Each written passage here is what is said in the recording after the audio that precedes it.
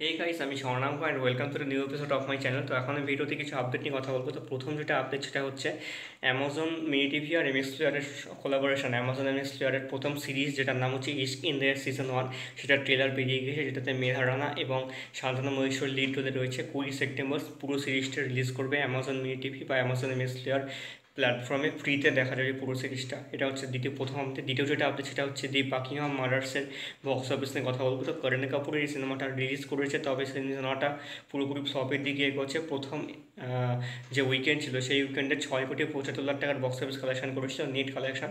4 নম্বর দিনে এসে 1,06,00,000 টাকার কালেকশন করে টোটাল 7,81,00,000 এগিয়ে যায়, এবং 5 নম্বর দিনে মানে আগের দিন বারে এই সিনেমাটা 1,01,00,000 টাকার কালেকশন করে টোটালি 8,82,00,000 টাকার কালেকশন হয়েছে প্রথম 5 দিনে নেট কালেকশন, এবং গ্রস বক্স অফিস কালেকশন 10 কোটির কাছাকাছি হয়েছে। দেখা যাক কতটা দূর এগোয় এই সিনেমাটা, তবে এই সিনেমাটা কিন্তু পুরোপুরি ফ্লপ হতে যাচ্ছে, এইটুকু স্পষ্ট। তো এই ছিল আজকের আপডেট। কেমন লাগলো অবশ্যই কমেন্ট করে জানিও। ভালো লেগে থাকলে চ্যানেলটিকে সাবস্ক্রাইব করে দিও।